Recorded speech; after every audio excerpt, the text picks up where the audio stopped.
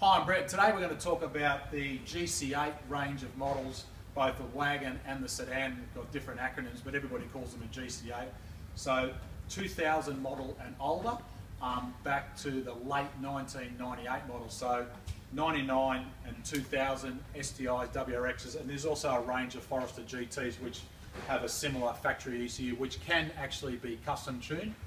Don't fall in the trap of letting people tell you in other workshops that factory ECU cannot be adjusted and custom tuned with the race RAM software, because it can. But what we're going to talk about today is the effect of the sensitivity on the airflow meter sensors on these cars, which is the sensor, which I've got in my hand, that fits in the factory airbox, and this being probably one of the #1 reasons, separate to knock sensors, of what causes engine failure and long-term trims of this car. And this is the sensor here that I'm talking about. It's this one here. This is the plug that fits into the factory harness, but inside there is effectively that sensor there, and it sits in here, and down through there, as the air passes through that sensor inside the plastic housing, is it measures the airflow as a calculated mass and sends a signal back to the factory ECU. And actually, interestingly, also uses a temperature input as well from a ECU input as well. But what we want to talk about is this particular sensor on this model car, and it changed on the Bug-Eye 01 onwards model, is very, very sensitive to long-term wear and tear. You might have a modified air filter, you might have dusty conditions. This deteriorates the sensor over time, and it dulls the signal to the factory ECU. The factory ECU then thinks the engine is getting less air, so it delivers less fuel, and it becomes a recipe for disaster.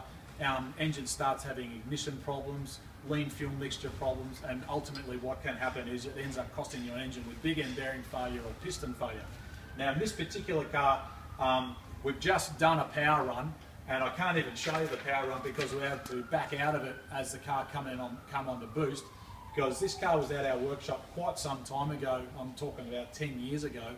And the client has had it sitting in storage for some time. Other workshops haven't known quite what to look for, and he wanted us to give the car a bit of a birthday, so we said the first thing we're going to do is put it on the dyno and test it all out, because he wanted some performance upgrades, and I wanted to make sure that the engine in the car was in good condition. And this particular sensor has been the root cause of his problem, to the point where when we pulled the dyno run, it was running so lean, we had to back out because we were worried we were going to damage the engine on the power run. So the long and the short of it is that I want to explain to you here is if you've got this range of model car, check this airflow meter sensor, because I'll show you something else which you can see, and I'll get my cameraman to come back again. I'll take a still photo of it. See how clear it is to read that white writing on the side of the sensor, just there. Now this one here, if you look carefully, there's no white writing left on it at all, which either indicates it's original factory sensor or it's long since been worn off and gone away. So that's a really good quick way of telling how old it is. These sensors are worth about $200 or $300 each, genuine only. But this car was running like 13, 14 to 1 on the air fuel ratio. Should be high 11s, 12s, depending on what type of fuel mix you want.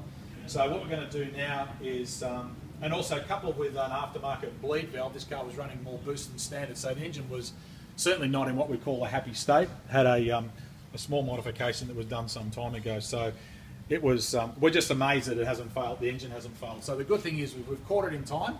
We've now replaced the airflow meter sensor, done a bit more testing. We're going to take the car off the dyno, go away and finish off some birthdays, check the timing belt, and check a whole lot of other parts on the car.